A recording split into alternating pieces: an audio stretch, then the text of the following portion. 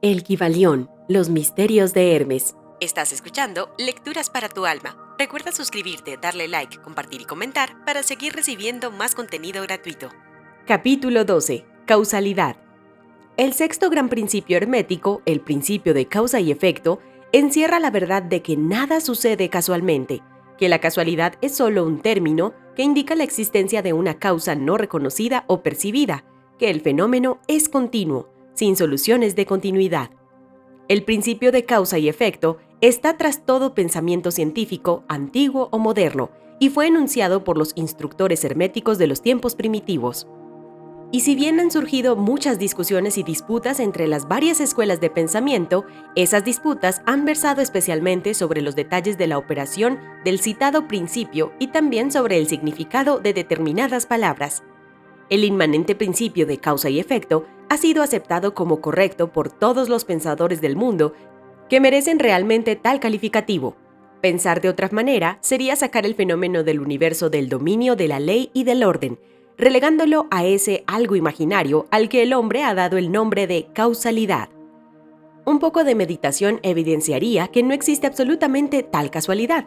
Webster define la palabra casualidad diciendo que es un supuesto agente o modo de actividad diferente de una fuerza, ley o propósito.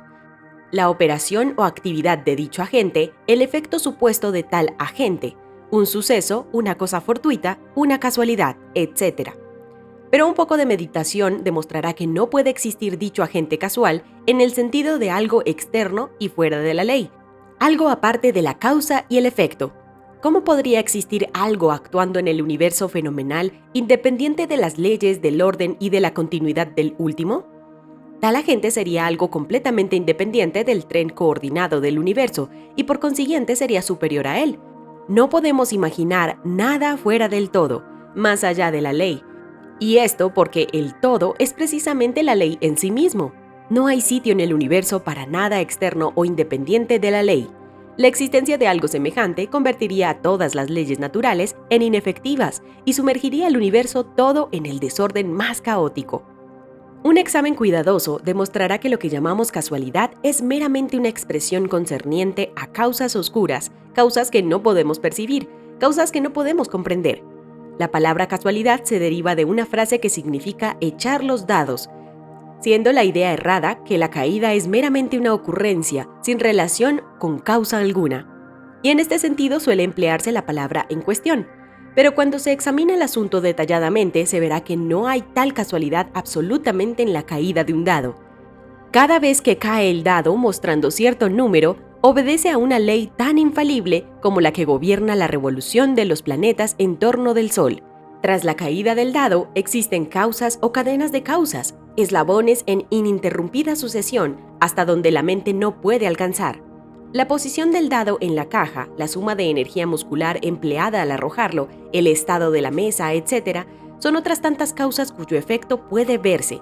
Pero tras estas hay encadenamiento de causas invisibles precedentes, todas las cuales obran sobre el número que el dado debe mostrar en su cara superior. Si se arrojan los dados un gran número de veces, se verá que los puntos marcados son casi iguales, esto es, que habrá igual número de unos, de dos, etc. Arrójese una moneda al aire y al caer dará cara o cruz, pero si se arroja un número de veces suficiente, las caras y las cruces se igualarán. Pero todo cae bajo la operación de la ley de causa y efecto, y si pudiéramos examinar todo el eslabonamiento de causas, veríamos claramente que era sencillamente imposible que el dado cayera en otra forma que en la que cayó, bajo las mismas circunstancias y al mismo tiempo. Siendo las mismas causas, se produce siempre el mismo resultado. Toda ocurrencia tiene su causa y su porqué. Nada ocurre sin causa, o mejor dicho, sin una cadena de causas. Al considerar este principio, muchos se quedan confusos porque no pueden explicar cómo una cosa puede ser causa de otra, esto es, ser la primera creadora de la segunda. En realidad, ninguna cosa puede producir o crear otra. La causa y el efecto residen meramente en los sucesos. Un suceso o acontecimiento es lo que viene, llega, ocurre como consecuencia o resultado de un acontecimiento o evento anterior. Ningún acontecimiento crea otro, sino que no es nada más que el eslabón precedente en la gran cadena coordenada de sucesos que fluyen de la energía creadora del todo. Hay una continuidad de solución Entre todos los acontecimientos precedentes, consecuentes y subsecuentes, existe siempre una relación entre todo lo que ha pasado y todo lo que sigue. Una piedra se desprende de la montaña y se aplasta contra el tejado de una granja situada en el valle vecino. A primera vista parece obra de la casualidad, pero si examina la materia, se encontrará una gran cadena de causas tras ese acontecimiento. En primer lugar estaba la lluvia que ablandó la tierra que sostenía a la piedra, permitiéndole así caer. Antes de esta causa estaba la influencia precedente del sol y de otras lluvias, las que gradualmente fueron desintegrando la piedra de la roca. Antes aún estaban las causas que contribuyeron o produjeron la forma de la montaña y su elevación sucesiva por medio de las convulsiones de la naturaleza y así. Además, podemos revisar las causas de la lluvia. Podemos considerar la existencia del tejado. En una palabra, pronto nos encontraríamos envueltos en un laberinto de causas y efectos del que pronto tendríamos que luchar para escaparnos. Así como un hombre tiene 2 padres y 4 abuelos y 8 bisabuelos y 16 tatarabuelos, y así sucesivamente, de manera que al cabo de 40 generaciones se calcula el número de antecesores de muchos millones. Así también suceden con el número de causas que subyacen tras el suceso o fenómeno más mínimo, tal como el paso de un liviano trocito de carbón llevado por el viento. No es nada fácil seguir la pista de esta partícula de hollín hasta los primitivos periodos de la historia del mundo, cuando formaba parte de un macizo tronco que más tarde se convirtió en carbón y así sucesivamente hasta el momento en que pasaba volando ante nosotros en busca de otras muchas aventuras. Y una poderosísima cadena de acontecimientos de causa y efectos la llevó hasta su actual condición. Y esta no es más que uno de los tantos sucesos de la cadena y que seguirán produciendo más y más eventos durante centenares y centenares de años a contar desde ahora. Una de las series de acontecimientos originados por esta partícula de hollín flotante ha sido el escribir estas líneas, lo que ha obligado a un tipógrafo a realizar cierto trabajo.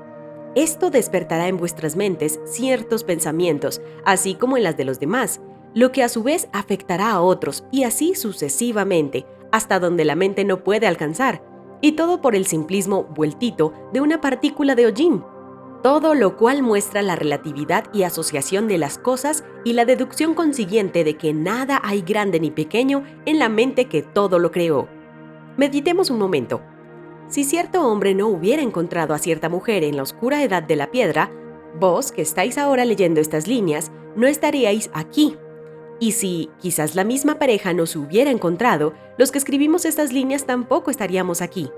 Y el mismo hecho de que nosotros por nuestra parte escribamos y que vos leáis por la vuestra, afectará no solamente nuestras propias vidas, sino que también tendrá un efecto directo o indirecto sobre muchas otras personas que viven actualmente o que vivirán en las edades por venir. Todo pensamiento generado en nuestra mente, todo acto realizado, tiene sus resultados directos e indirectos, que se elaboran coordinadamente en la gran cadena de causas y efectos. No deseamos entrar a discutir sobre el libre albedrío y el determinismo en esta obra por múltiples razones. Entre otras muchas, la principal es que ningún lado del asunto es completamente exacto, siendo en realidad ambos parcialmente verdad, de acuerdo con las enseñanzas herméticas. El principio de polaridad demuestra que ambos aspectos son medias verdades, los opuestos polos de la verdad. La verdad es la que el hombre puede ser a la vez libre y limitado por la necesidad, dependiendo todo del significado de los términos y de la altura de la verdad desde la cual se examine el asunto. Los antiguos escritores expresaban el punto diciendo que cuanto más lejana está la creación del centro, tanto más limitada está. Cuanto más próxima está del centro, tanto más libre está.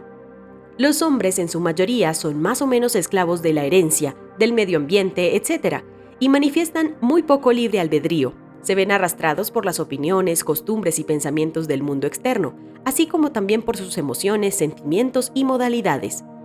No manifiesta el menor dominio de sí mismo que merezca ese hombre, y con indignación rechazan esa afirmación diciendo: yo puedo obrar ciertamente con plena libertad y hacer lo que se me dé la gana, hago precisamente lo que quiero hacer. Pero no pueden explicar por qué o de dónde viene el necesito y me gusta. ¿Qué es lo que les hace querer una cosa con preferencia a otra? ¿Qué es lo que les hace gustar una cosa y no otra? ¿No hay ninguna razón para sus gustos y necesidades? El maestro puede transformar los grados y necesidades en otros en el extremo opuesto de su polo mental. Puede y tiene la capacidad de querer, de querer, en vez de querer porque algún sentimiento, modalidad, emoción o sugestión del medio ambiente despierte en él una tendencia o deseo de hacer tal o cual cosa. La mayoría de los hombres es arrastrada como si fuera una piedra, obedeciendo al medio ambiente, a las influencias externas y a las modalidades, deseos y emociones internas, por no hablar de los deseos y voluntades de los demás que son más fuertes. La herencia, el medio ambiente y las sugestiones los arrastran sin la menor resistencia por su parte, sin que ejerciten en modo alguno su voluntad. Movidos como las fichas en el tablero de ajedrez de la vida, desempeñan su parte y se quedan a un lado después del juego. Pero los maestros, que conocen las reglas del juego, se elevan por encima del plano de la vida material y, colocándose en contacto con los poderes superiores de sus naturalezas, dominan sus propias modalidades, caracteres, cualidades y polaridades, así como el medio ambiente que los rodee, haciéndose en esta forma directores del juego en vez de las meras fichas. Causas en vez de efectos. Los maestros no se libran de la casualidad de los planos superiores, sino que están bajo el controlador de esas más elevadas leyes y, haciendo uso de estas, se hacen dueños de las circunstancias en los planos inferiores. De esta forma, una parte consciente de la ley en vez de ser sus ciegos instrumentos. Mientras obedecen y sirven en los planos superiores, dominan y son dueños del plano material. Pero, tanto arriba como abajo, la ley siempre está en operación, no existe tal casualidad al azar. Ahora podemos ver con ojos iluminados por el conocimiento que todo está gobernado por la ley universal y que el infinito número de leyes no es más que manifestaciones de la única gran ley, la ley que es el todo. Es pues muy cierto que ni siquiera un gorrión deja de estar presente en la mente del todo, que hasta los cabellos de nuestra cabeza están contados, según dicen las Escrituras. Nada hay fuera de la ley, nada ocurre en contra de ella. Pero, a pesar de ello, no se vaya a caer en el error de que el hombre es un autómata ciego. Al contrario, la doctrina hermética dice que el hombre puede emplear la ley contra las leyes, que lo superior siempre prevalecerá contra lo inferior, hasta que el hombre haya alcanzado aquel estado en el que buscará refugio en la ley misma y podrá evadirse de todas las leyes fenomenales. ¿Se puede comprender el significado íntimo interno de esto? Capítulo 13. Género. El séptimo gran principio hermético, el principio de género, encierra la verdad de que el género se manifiesta en todas las cosas, de que los principios masculinos y femeninos siempre estarán presentes en plena actividad en todos los fenómenos y en cada uno de los planos de la vida. En este punto es bueno llamar la atención sobre el hecho de que el género, en su sentido hermético, y el sexo, en la acepción ordinariamente aceptada del término, no son los mismos. La palabra género deriva de la raíz latina que significa concebir, procrear, generar, crear, producir. Un momento de consideración sobre el asunto demostrará que esta palabra tiene un significado mucho más amplio y general que el término sexo, pues este se refiere a las distinciones físicas entre los seres machos y hembras. El sexo no es más que una mera manifestación del género en cierto plano del gran plano físico, el de la vida orgánica. Es necesario que esta distinción se imprima en la mente porque ciertos escritores que han adquirido algunas nociones de filosofía hermética han tratado de identificar este séptimo principio con estúpidas y a veces reprensibles teorías y enseñanzas concernientes al sexo. El oficio del género es solamente el de crear, producir, generar, etc., y sus manifestaciones son visibles en todos los planos fenomenales. Es un tanto difícil aportar pruebas de esto siguiendo las líneas científicas porque la ciencia no ha reconocido todavía este principio como el de la aplicación universal. Pero así y todo, van produciéndose algunas pruebas provenientes de fuentes científicas. En primer lugar, encontraremos una manifestación distinta del principio del género entre los corpúsculos, iones o electrones, que constituyen las bases de la materia como la ciencia lo reconoce actualmente, y que al construir determinadas combinaciones forman el átomo que anteriormente se consideraba como el punto final e invisible. La última palabra de la ciencia es que el átomo está compuesto por una multitud de corpúsculos, electrones o iones, diversos nombres de la misma cosa, que giran unos en torno de otros y vibran con un elevado grado de intensidad. Pero se postula además que la formación del átomo se debe realmente a que los corpúsculos negativos se pongan a girar en torno de uno positivo. Los corpúsculos positivos parecen ejercer cierta influencia sobre los negativos, impulsando a estos a construir ciertas combinaciones que dan como resultado la creación o generación de un átomo. y esto está perfectamente de acuerdo con las más antiguas enseñanzas herméticas que han identificado siempre al principio masculino del género con lo positivo y al femenino con lo negativo, como en la electricidad, por ejemplo. Puedes agregar ahora que la mente pública se ha formulado una impresión completamente errónea sobre las cualidades del llamado polo negativo de la materia electrizada o magnetizada. Los términos positivos y negativos han sido pésimamente aplicados a este fenómeno. La palabra positivo significa algo real y fuerte en comparación con la irrealidad o debilidad del negativo, pero nada está más lejos de los hechos reales de los fenómenos eléctricos. El polo negativo de la batería es realmente el polo en el cual se manifiesta la generación o producción de formas y energías nuevas. No hay nada de negativo en él. Los hombres de ciencia de mayor autoridad están actualmente empleando la palabra cátodo en vez de negativo, derivando cátodo de una raíz griega que significa descendiente, el recorrido o camino de la generación, etc. Del cátodo emerge el torbellino de electrones o corpúsculos. Del mismo polo surgen esos maravillosos rayos que han revolucionado las concepciones científicas durante la pasada década. El polo catódico es la madre de todos los extraños fenómenos que han convertido en inútiles a los antiguos libros de texto y que han hecho que teorías mucho tiempo aceptadas hayan sido relegadas al montón de los desechos de las especulaciones científicas. El cátodo o polo negativo es el principio madre de los fenómenos eléctricos y de las más sutiles formas de materia que la ciencia conoce actualmente. De manera pues que existen poderosas razones que impulsan a rechazar el término negativo, insistiendo en sustituirlo por la palabra femenino en vez del término antiguo. Los hechos no conducen a esto, sin tener en cuenta para nada la doctrina hermética, y por consiguiente emplearemos la palabra femenino en vez de negativo, al hablar de dicho polo de actividad. Las últimas enseñanzas científicas dicen que los corpúsculos o electrones creadores son femeninos. La ciencia dice que están compuestos por electricidad negativa y nosotros que están compuestos por energía femenina. Un corpúsculo femenino se destaca, o mejor dicho, deja a corpúsculo masculino y comienza una nueva carrera. Activamente busca una unión con un corpúsculo masculino, animando por el impulso natural a crear nuevas formas de materia y energía. Cierto autor va aún más lejos y dice que enseguida busca por su propia voluntad una unión. Este desprendimiento y unión forman la base de la mayor parte de las actividades en el mundo químico. Cuando un corpúsculo femenino se une a otro masculino, empieza determinado proceso. Las partículas femeninas vibran más intensamente bajo la influencia de la energía masculina y giran rápidamente en torno de esta última. El resultado es el nacimiento de un nuevo átomo.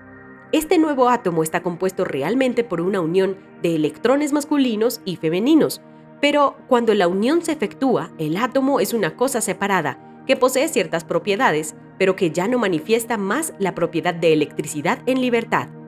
El proceso de desprendimiento o separación de los electrones femeninos se llama ionización. Estos electrones o corpúsculos son los obreros más antiguos del campo de la naturaleza. De sus iones o combinaciones surgen las diversas manifestaciones de la luz, el calor, la electricidad, el magnetismo, de la atracción, de la repulsión, de las afinidades químicas y sus contrarios, así como otros fenómenos de índole similar. Y todo surge de la operación del principio de género en el plano de la energía. El papel del principio masculino parece ser el de dirigir a cierta energía inherente hacia el principio femenino, poniendo así en actividad el proceso creador. Pero el principio femenino es el único que ejecuta siempre el trabajo activo creador en todos los planos absolutamente. Pero, sin embargo, cada principio es capaz de tener energía operadora sin la ayuda del otro. En algunas de las formas de la vida, los dos principios se combinan en un solo organismo. Por esta razón, todo el mundo orgánico manifiesta ambos géneros. Siempre está el principio masculino presente en la forma femenina. Las enseñanzas herméticas comprenden en gran parte la operación de estos dos principios del género de la producción y manifestación de las diversas formas de energía, etc., pero no es necesario entrar en detalles sobre el mismo en este asunto, pues no es posible endorsarlas momentáneamente con pruebas científicas que aún no existen, debido a que la ciencia no ha progresado todavía suficientemente. Pero el ejemplo expuesto sobre los fenómenos de los electrones o corpúsculos demuestra que la ciencia está en verdadero camino y también da una idea general sobre los principios subyacentes. Algunos investigadores científicos han anunciado su creencia de que, en la formación de los cristales, se encuentra algo que corresponde a una especie de actividad sexual, lo que es prueba más de la dirección de donde sopla el viento actualmente sobre el campo de la ciencia. Y cada año que pasa aportará nuevos hechos que corroborarán la actitud del principio hermético del género. Se encontrará que el género está en operación constante, manifestándose en todo el campo de la energía inorgánica, así como en el campo de la energía o fuerza. La electricidad se considera actualmente como algo en lo que todas las demás formas de energía se mezclan o disuelven. La teoría eléctrica del universo es la última doctrina científica emitida y está adquiriendo rápidamente gran popularidad y aceptación. Y de esto se deduce que si hemos podido descubrir en el fenómeno de la electricidad, en la misma raíz o fuente de sus manifestaciones, una evidencia clara e inequívoca de la presencia del género y de sus actividades, se puede afirmar sin miedo que la ciencia llegará últimamente a ofrecer pruebas de la existencia en todos los fenómenos del universo de este gran principio hermético, el principio de género.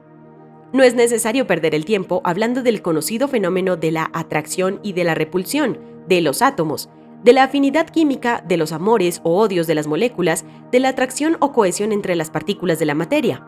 Estos hechos son harto conocidos como para exigir mayores comentarios, pero ¿se ha pensado alguna vez que en todas estas cosas no son más que manifestaciones del principio de género?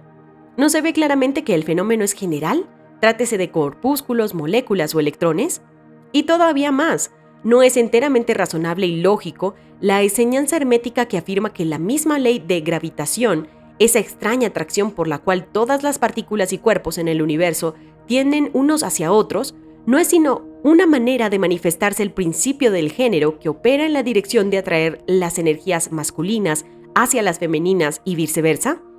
No es posible ofrecer pruebas científicas por el momento, pero si se examinan los fenómenos a la luz de las doctrinas herméticas sobre el asunto, se verá que no existen hipótesis algunas mejor que la actual que explique sus problemas. Sométanse todos los fenómenos físicos a la prueba y se verá que el principio del género se hace evidente. Pasemos ahora a considerar la operación de este principio en el plano mental. Muchos hechos interesantes están esperando nuestro examen. Escucha el siguiente capítulo de este libro en el próximo video. Espero te haya gustado. Si es así, deja tu like, un comentario y comparte con alguien más para que podamos seguir creciendo en nuestra comunidad. Te espero en el próximo audiolibro para tu alma.